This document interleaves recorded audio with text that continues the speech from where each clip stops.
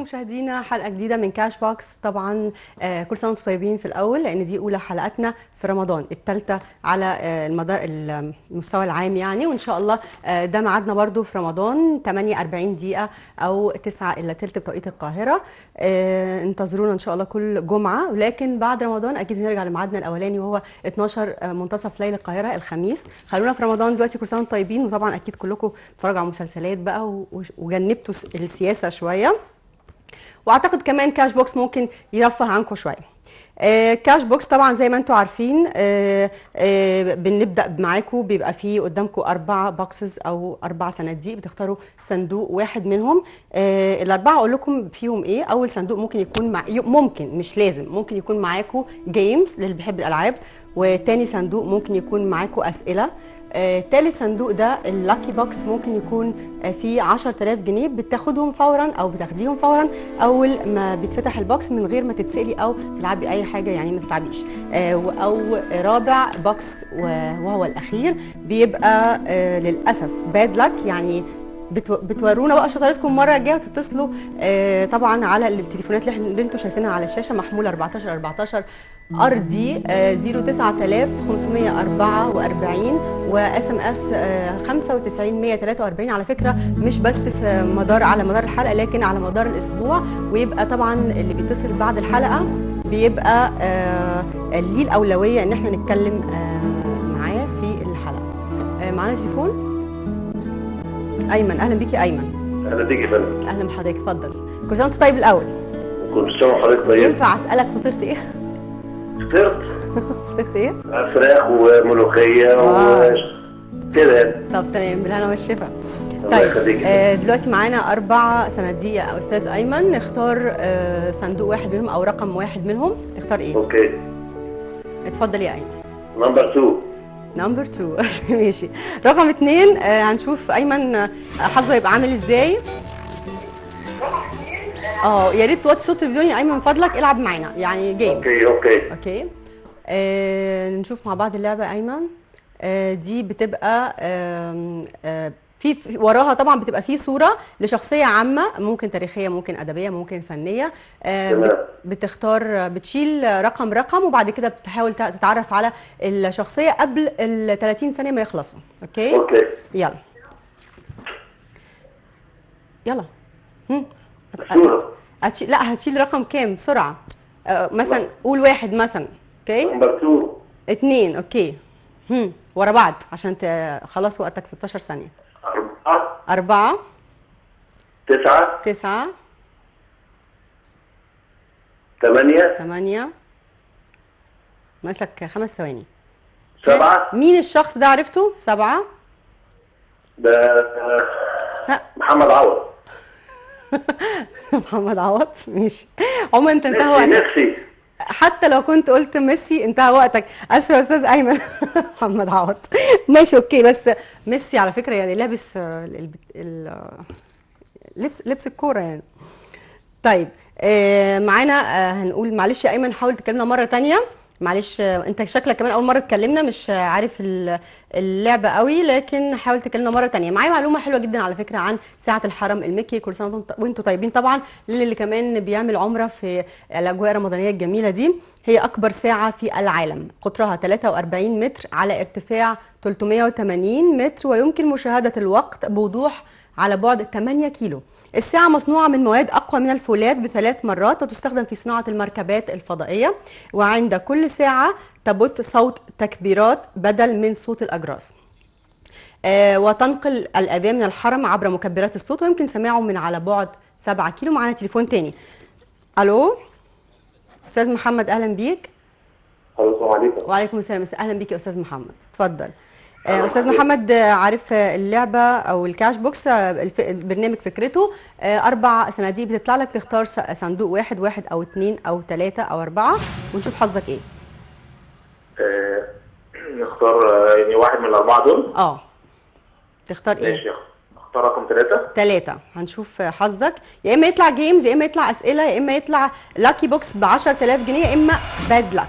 ورينا شطارتك. دي اسئله يا محمد، هتبقى 5 اسئله، كل سؤال ب 100 جنيه، يعني جاوبت 3 اسئله من الخمسه تاخد 300، جاوبت الخمسه تاخد 500.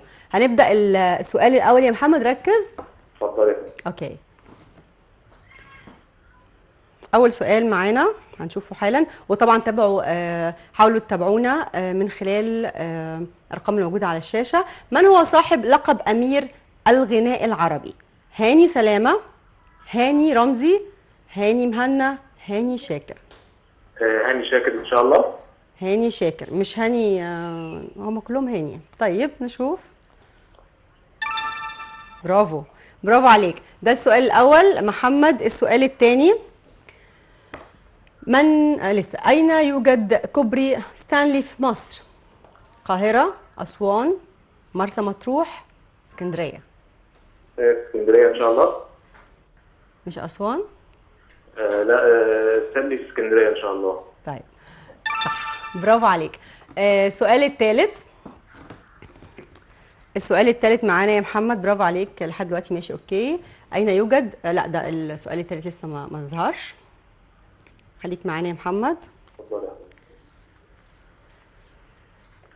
طبعا زي ما قلت لكم، شاركونا من خلال الاتصالات التليفونيه من اي محمول 1414، بتبعتوا لنا رساله. ما هي عاصمه اليمن؟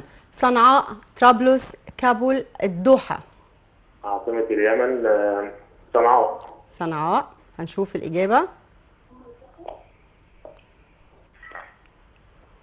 برافو عليك. الدوحه عاصمه ايه؟ الدوحه قطر. قطر، ماشي قطر. يلا. 5 والسؤال الخامس، في أي عام تم تأميم قناة السويس؟ 1953، 1956، 1967، 1973؟ تأميمت قناة السويس 1956. هنشوف إجابتك صح. شاطر في التاريخ ان شاء الله. 56 ان شاء الله. برافو، برافو كده محمد. ده السؤال الرابع كده خلصناه. طيب اخر سؤال يا محمد، لو جاوبته صح هتبقى فزت ب 500 جنيه. نشوف السؤال الخامس والاخير لمحمد. من هو مؤلف فيلم حسن ومرقص؟ رامي امام، اسامه انور عكاشه، يوسف معاطي، احمد عبد الله؟ حسن ومرقص يوسف معاطي ان شاء الله. طيب هنشوف مع بعض.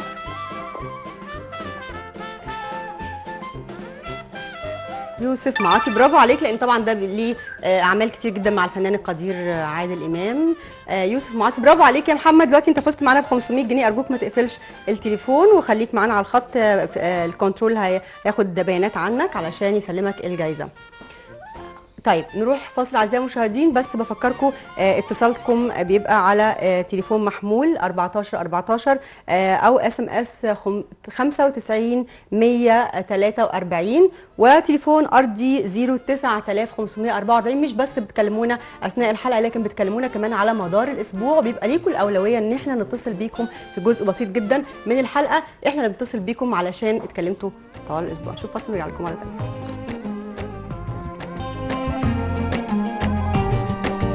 وحوي وحوي مرحب رمضان، رمضان جنة جت من الرحمن، شمعة بتكبر في فانوس أخضر، رمضان نور وهلاله يبان دايما فرحان، رمضان فرحة شجرة وطرحة، اديني بلح بيتك عمران بيميش رمضان.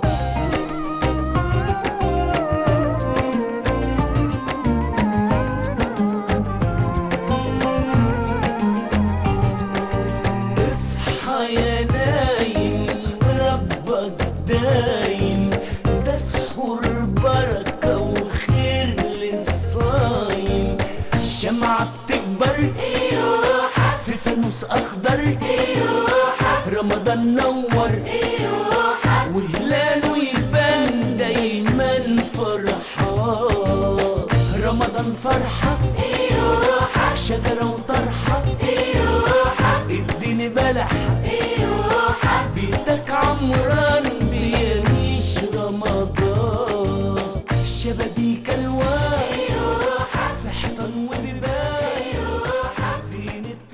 اهلا بيكم مره تانية مشاهدينا على الهواء مباشره. طبعا اكيد الاغنيه دي رائعه رائعه لمحمد منير، وشخصيه رائعه جدا. بحبها جدا الاغنيه دي حقيقه. طيب انا بذكركم طبعا بالبرنامج هيبقى 48 دقيقة بتوقيت القاهرة كل جمعة، أو 9 إلا تلت، يعني دي اللي مش بيعرف 9 إلا تلت دي عشان ساعات بتلخبط على فكرة. ف 48 دقيقة. معنا تليفون. منى أهلا بيكي. الو السلام عليكم. وعليكم السلام، أهلا بيكي يا منى. ازيك؟ كل سنة وانت طيبة؟ وانت بالصحة والسلامة. طبختي النهاردة يا منى؟ الحمد لله. طيب كويس. تحبي الطبيخ؟ ايه؟ تحبي الطبيخ؟ طبعا. طب كويس. قولي لي يا منى دلوقتي هتشاركي معانا. حاولي تاخدي او اي رقم من الاربعه الموجودين على الشاشه، 1 2 3 4، او اي بوكسز من الموجوده. تختاري رقم ايه يا منى؟ اختار رقم 2. 2. هنشوف حظك يا منى معانا المره الجايه يا منى. اسفه جدا ليه كده يعني، اول بنت تتصل بينا انا وعنصريه الحقيقه. اسفه ليك يا منى. حاولي تكلمينا مره ثانيه، وحاولي تكلمينا برضو على الخط الارضي 09544 و SMS 95143 والمحمول 1414. مش بس في الحلقه مشاهدينا، بس تكلمونا كمان على مدار الاسبوع. بتحاولوا بيكون ليكم الاولويه ان احنا نكلمكم على الهواء مباشره كمان. كنت بكلم عن ساعة الحرم المكي. وصلنا لحد تنقل الأذان من الحرم عبر مكبرات الصوت، ويمكن سماعه من على بعد 7 كيلومتر. أيام الأعياد والمناسبات الساعة دي بيضاء شعاع من النور من أعلى الساعة، ويمتد إلى السماء بطول 30 كيلومتر. الساعة تبث توقيت أم القرى مكة طبعا إلى جميع أنحاء العالم عبر الأقمار الصناعية، وبنسبة خطأ ثانية واحدة لكل 3000 سنة. طيب احنا عندنا النهارده على فكرة معلومات كتير عن رمضان. عندنا عن مدفع الإفطار، وعن اللي بيصحينا اسمه ايه؟ اللي بيصحي مسحراتي. طيب معانا تليفون. استاذ صبري اهلا بيك. اهلا بحضرتك. اهلا بحضرتك يا فندم، اتفضل. استاذ صبري كلمتنا قبل كده في الحلقتين اللي فاتوا او حاجه؟ لا اول مره. طيب اهلا بيك يا استاذ صبري. لو عارف فكره البرنامج تبدا معانا ولا اقول لك؟ اتفضل اشرحي. طيب احنا برنامج طبعا مسابقات، واكيد بيبقى فيه معلومات كمان. بيظهر لك في زي ما انت شايف كده 4 صناديق، تختار واحد منهم. اما يطلع لك باد لاك يعني تكلمنا مره ثانيه، او جود لاك، او لاك لاكي بوكس، وبيبقى 10000 جنيه بتستلمهم طبعا من عندنا. وكمان بيبقى فيه بوكس تاني ممكن يكون فيه جيمز، او بوكس فيه اسئله معلومات. تختار ايه؟ رقم 2. اتفضل استاذ صبري. 2 جيمز. شكلك مش بتحب الجيمز، بس اوكي معلش احنا اسفين. طيب هنشوف الالعاب معانا على فكره كذا لعبه. دي بتبقى بتحاول تخمن الحروف. مدينه ساحليه على خليج العقبه. ما تقولش الاسم على طول، عشان لو قلت الاسم بيبقى خلاص كده فرصتك راحت. حاول تقول الحروف.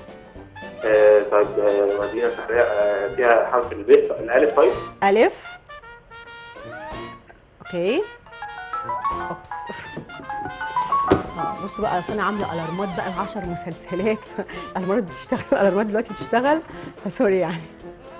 طيب كمل. مدينة ساحلية على خليج العقبة. يلا قول حروف ثانيه. حرف الب. طيب حرف الب. اوكي عرفتها. اوكي يلا. فاضل حرف كده؟ لا لسه ناقص حرف. طاء. حرف الطاء. نشوف. طابة. هنشوفها. برافو عليك. طالما طلع لك سمايل فيس يبقى انت برافو عليك، كسبت معانا 500 جنيه استاذ صبري. الف مبروك. وما تقفلش تليفون عشان الكنترول يكلمك وياخد بياناتك. ميرسي ليك. طيب نقول معلومه ثانيه. مسحراتي اللي انا نسيت اسمه ده عشان شكلي وحش قوي، انا ناسيه اسمه. يعني المفروض ان هو حاجه قيمه جدا، بس اجيبها من مسحراتي. اول مسحراتي في مصر. يذكر مؤرخون ان المسحراتي ظهر الى الوجود عندما لاحظ والي مصر عتبة بن إسحاق أن الناس لا ينتبهون إلى وقت السحور ولا يوجد من يقوم بهذه المهمة. آنذاك فتطوع هو بنفسه لهذه المهمة، فكان يطوف شوارع القاهرة ليلا لإيقاظ أهلها وقت السحور، وكان ذلك عام 238 هجرية، حيث كان يطوف على قدميه سيرا من مدينة العسكر إلى مسجد عمرو بن العاص في الفسطاط مناديا للناس: عباد الله تسحروا فإن في السحور بركة. يبقى أول من أبدع هذا السحور أو موضوع المسحرات ده عتبة بن إسحاق. معنا اتصال أعتقد.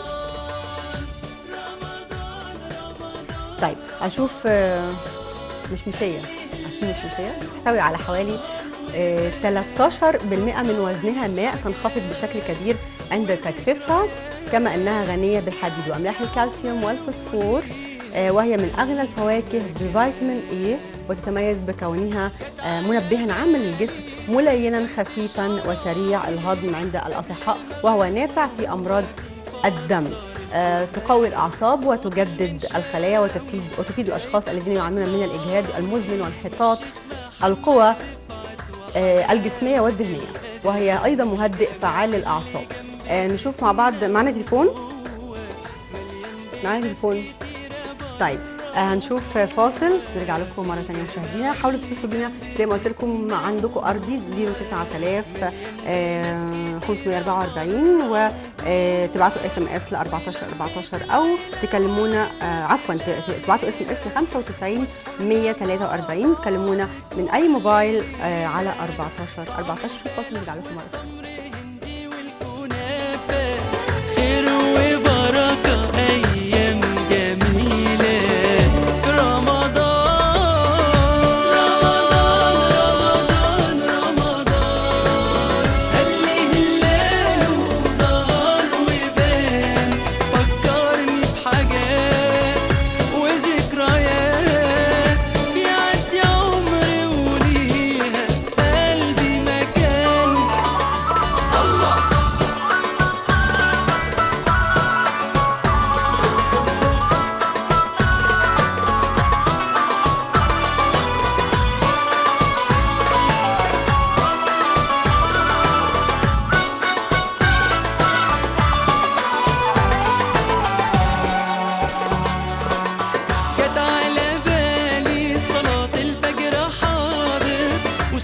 مباشرة.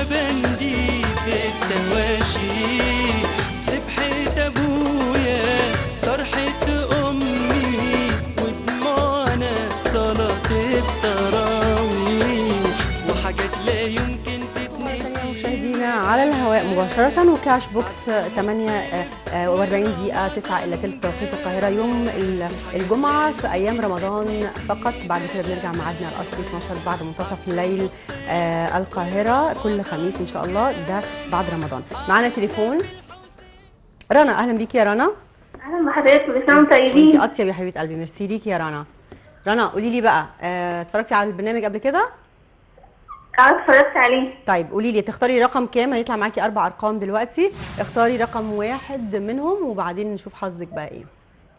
تختاري ايه؟ وطي صوت التلفزيون يا رنا من فضلك. حاضر، رقم واحد. شوف حظ رنا. عارفين بقى لو طلعت ملهاش حظ هزعل قوي. انتوا كده بقى ايه؟ ايوه برافو عليك. طيب ورينا شرطك. اسئله يا رنا، 5 اسئله، لو جاوبتي على ال5 بشكل صحيح بتكسبي 500 جنيه، جاوبتي على 1 من 5 او 2 تاخدي 100 200 على حسب، يعني كل سؤال ب 100. اوكي، حاولي تجمعي 500. من هو بطل فيلم احترس من الخط؟ عمر الشريف، محمود عبد العزيز، عادل امام. هنشوف. مش عمر الشريف؟ ها لا، عادل امام. طيب هنشوف.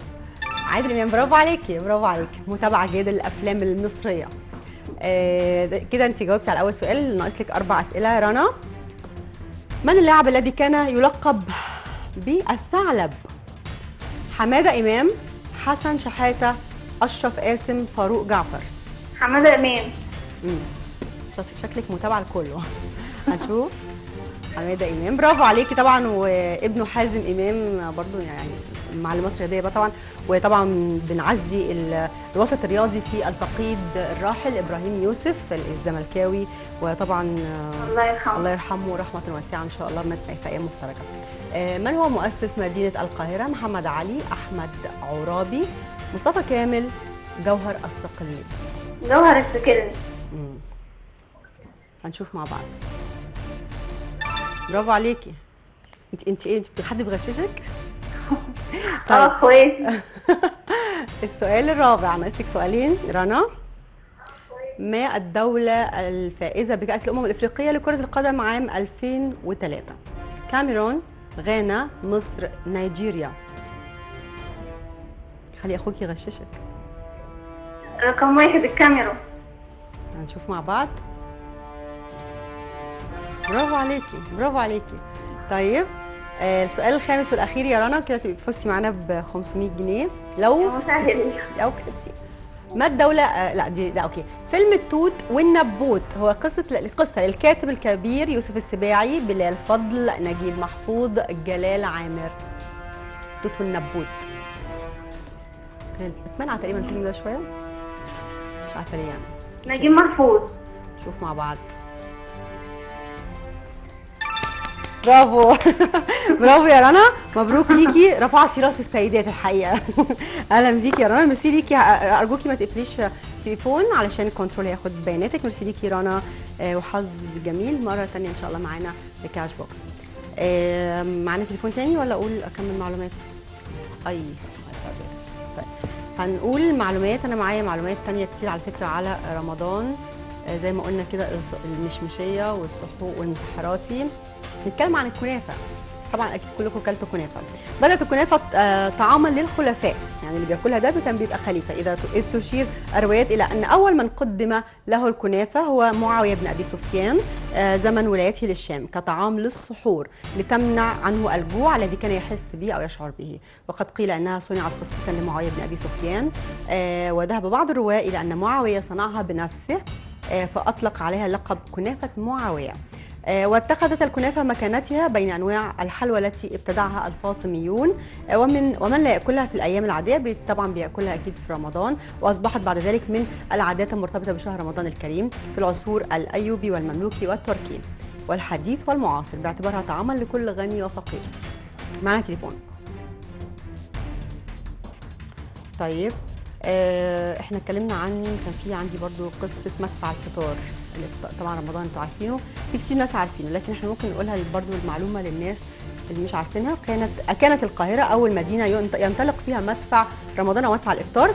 فعند غروب اول يوم من رمضان عام 865 هجريه اراد السلطان المملوكي خشقدم ان يجرب مدفعا جديدا وصل اليه، وقد صادف اطلاق المدفع وقت المغرب بالضبط.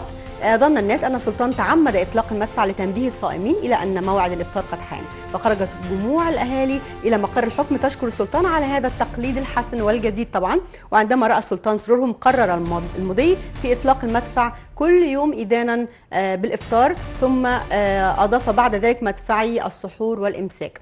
وهناك رواية تقول بأنه كان بعض الجنود في عهد الخديوي إسماعيل يقومون بتنظيف أحد المدافع، فانطلقت منه قذيفة دوت في سماء القاهرة، وتصادف أن كان ذلك وقت أذان المغرب أيضا، بس أعتقد أن هي الرواية الأولى هي الأقنع يعني، في أحد أيام رمضان. معنا تليفون. أستاذ إبراهيم أهلا بيك. أستاذ إبراهيم. ايوه تمام. أهلا بيك، اتفضل يا أستاذ إبراهيم. ايوه هيظهر لك دلوقتي يا أستاذ إبراهيم 4 صناديق أو 4 أرقام، اختار واحد منهم ونشوف حظك إيه. ماشي يا فندم. اتفضل. رقم 3. 3. شوف أستاذ إبراهيم حظه إيه.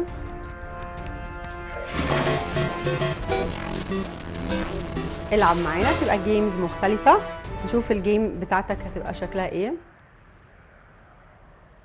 ماشي. اوكي، وما تنسوش طبعا تكلمونا على مدار الاسبوع. اختلافات سهله قوي دي. اعتقد ان هي سهله. متجوز يا ابراهيم؟ لا لسه. طيب لو عندك ابن اختك ابن اخوك خليه يلعب معاك اللعبه دي. يلا طلع 5 اختلافات يا ابراهيم. معاك دقيقه او خلاص 45 ثانيه. اللي بيبقى قاعد عليها دي الدهن والدهن. 1. واللي تحت السرير الحته دي. اللي تحت ايه؟ اللي تحت رجليك دي. اوكي صح 2. ماشي. والزراير البدله بتاعته. برافو. 3. ثواني 1. لا ركز براحتك. خلي بالك دقيقة 16. انت شكلك بعت بقى تطلب المساعدة من حد. لا والله هو حتى لو مش مشكلة يعني. اللون بتاع الطقم. اللون بتاع ايه؟ بقه اها صح برافو. 4 ناقص واحدة. وشنبه. شنبه في المصيدة. برافو عليك، ميرسي ليك. هنشوف دلوقتي الاختلافات، هي فعلا 5 اختلافات صحيحة يا أستاذ إبراهيم. أعتقد إن هي بتطلع ولا لا؟ مش هتطلعوها معانا. ميرسي ليك إبراهيم، ما تقفلش أرجوك التليفون، هيكلموك على طول في الكنترول، هياخدوا بياناتك. طيب أنا معايا معلومات تاني نكمل. كان في معلومة المدفع أنا خلصتها. في مش عارفه انا هنطقها صح، الرفيسه التونسيه، يعني هي اكله تونسيه. يهيئ عاده طبق الرفيسه المكون من الرز المطبوخ بالتمر والزبيب، وهي ورقه من العجين المقلي مفتته ومحشوه بالتمر والسكر. وفي الشمال الغربي لتونس تحضر العصيده بالدقيق والعسل والسمن، أما في الساحل فتصنع الفطائر بالزبيب، في حين أن أهل الجنوب يطبخون البركوكوش. وهو دقيق غليظ الحبات يطبخ بأنواع من الخضر. دي كانت حاجة تونسية كده، أكلة تونسية، أعتقد يعني التوانسة أفضل مني من إن أنا أقولها. دلوقتي احنا وصلنا لختام حلقتنا. معايا سؤال سريع. اول واحد متصل هو يعني لو جاوب صح هو اكيد اللي هيكسب على طول. السؤال السريع هيظهر معانا دلوقتي على الشاشه، بس بفكركم برضو ان انتم بتكلمونا طوال الاسبوع على الارقام الموجوده على الشاشه. ما هي جنسيه لاعب كره القدم السابق بيليه؟ سهله قوي. يلا حاولوا. اول واحد متصل هيبقى طبعا بس الاجابه تبقى صحيحه يبقى فايز ب 500 جنيه. وما تنسوش برضو عندنا لاكي بوكس، بس مش هنطلعه كتير يعني. يبقى استاذ حسين. أستاذ حسين أهلا بيك. أهلا بحضرتك. اتفضل يا أستاذ حسين، جاوب على السؤال. ما جنسية بيليه؟ برازيلي. هنشوف. يا صح، بس هنشوف برضو في تأكيد للسؤال. هو صح، برافو عليك. برازيلي. برافو عليك. عموما ميرسي ليك يا أستاذ حسين، يعني أنت سعيد الحظ، كسبت 500 جنيه بسرعة جدا. أرجوك ما تقفلش، هياخدوا بياناتك من الكنترول. مشاهدينا كده اعتقد بدأ وقتنا ينتهي. هتكلم بس عن اندونيسيا. طبعا ما حدش ينسى ان هي اكبر دوله في عدد السكان المسلمين. اندونيسيا اكبر دوله اسلاميه بعدد السكان، وغالبيه سكانها ال 230 مليون شخص هم مسلمون. ولم يدخل الاندونيسيين الدين الاسلامي بالفتح بل عن طريق التجار العرب المسلمين. واول منطقه اندونيسيه وصلها الاسلام هي شواطئ جزيره سومطرة، وهي اكبر جزرها. على فكره اندونيسيا بتتكون من 3000 جزيره، تقع في جنوب شرق اسيا. الاقتصاد الاندونيسي هو الثامن عشر عالميا من حيث الناتج المحلي الاجمالي، والخامس عشر من حيث القوه الشرائيه. وتعني جزيره تعود التسميه الى القرن الثامن عشر قبل تشكيل اقتبس اسم اندونيسيا من الكلمه اللاتينيه اندوس وتعني الهند.